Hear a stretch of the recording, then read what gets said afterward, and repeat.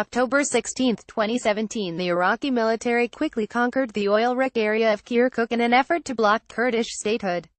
But why didn't Kurdish forces put up more of a fight? TRNN speaks with Patrick Cockburn, Middle East correspondent for The Independent. Patrick Cockburn is an Irish journalist who has been a Middle East correspondent since 1979 for the Financial Times and, presently, The Independent.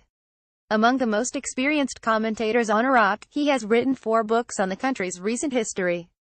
Cockburn's latest book is The Age of Jihad.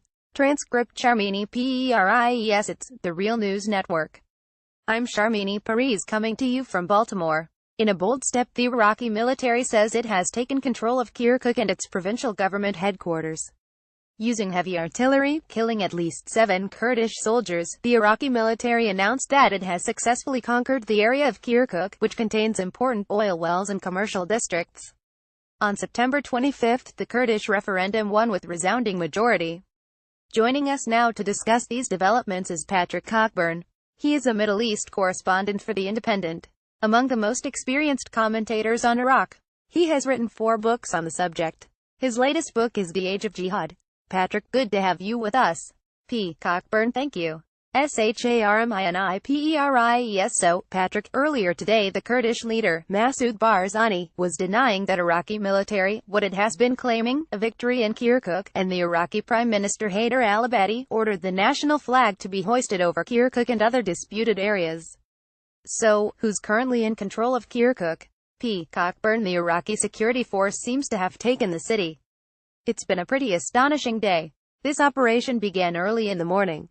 We had expected that the Iraqi army would try to advance, but not that it would take Kirkuk city, and the province around it with the big oil fields.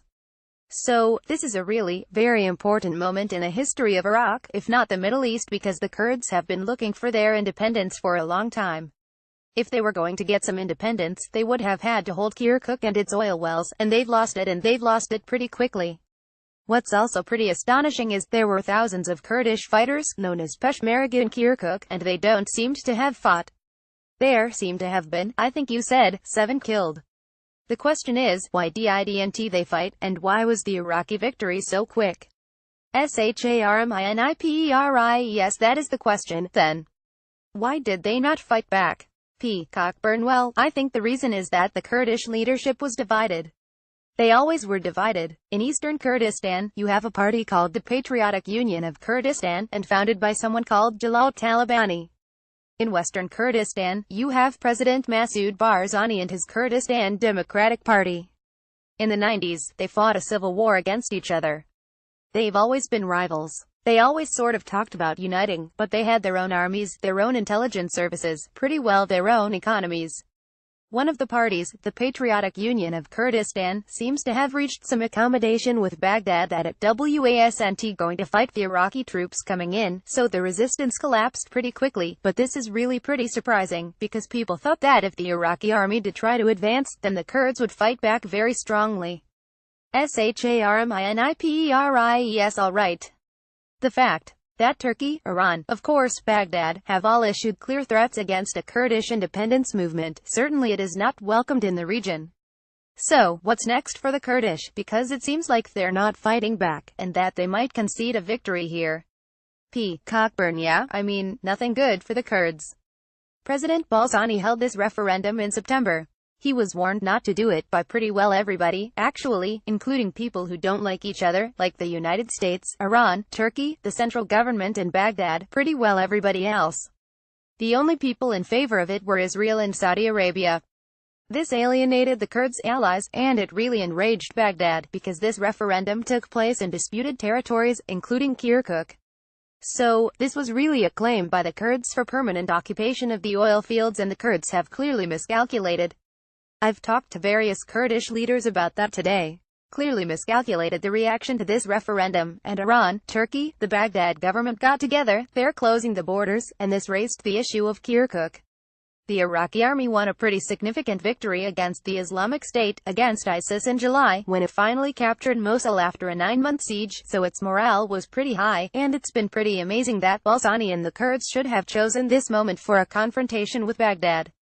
It wasn't just amazing, it was a disastrous decision and one that the Kurdish Spectrum media was telling me today that he thought that this was one of the classic miscalculations of the Iraqi history.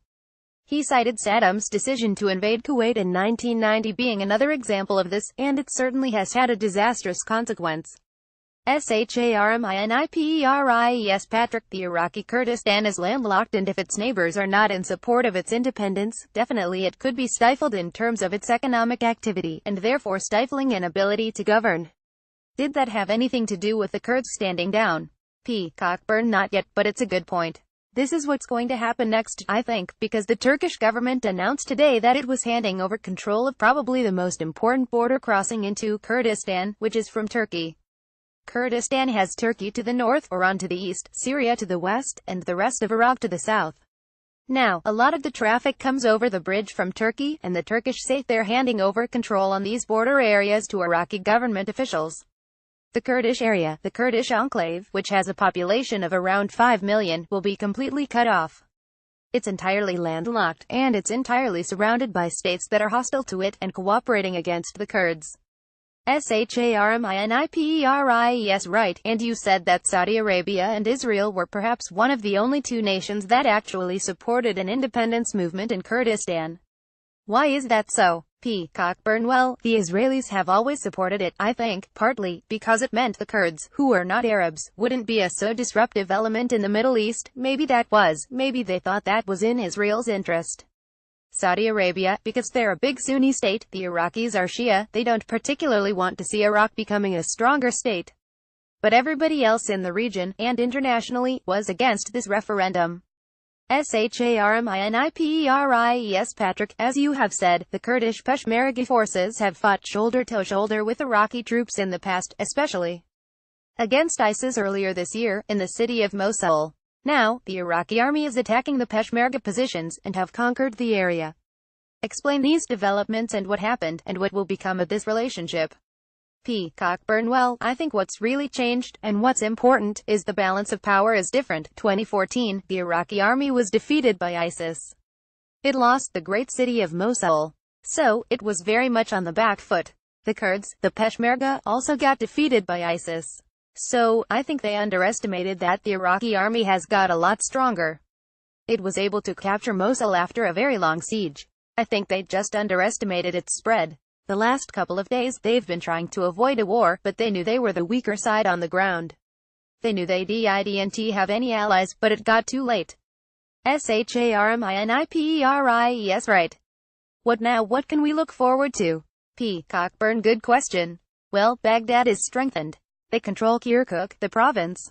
Kurdish leader Barzani has suffered a big defeat, but probably he'll stay in business, because he's the sort of feudal leader, so he'll probably stay there. Then we'll see. One thing, you had President Trump's speech last Friday, which was very hostile to Iran, and the people want to see, is the US going to have permanent bases in Iraqi Kurdistan, something that probably wouldn't go down too well in Baghdad, or indeed in the other neighbors. We'll also have to see what happens in Syria, and is the Islamic State out of business? The US was issuing statements today, saying everybody should focus on defeating Islamic State, ISIS, and it's lost Mosul in July. It's pretty well losing Iraq. They'll probably lose it in Syria in the next few days, but it still has. It's still a pretty fearsome organization. It's moved into hideouts in the desert. But I think it's looking for these divisions, in Iraq and Syria, these divisions elsewhere, in order to try and make a comeback. And it's not completely out of business. Sharminiperes: all right, Patrick. I understand you are heading back to Iraq and Kirkuk, so I wish you all the best and look forward to your report when you come back. Cockburn: thank you so much. Sharminiperes, and thank you for joining us here on the Real News Network. Comments: our automatic spam filter blocks comments with multiple links and multiple users using the same IP address.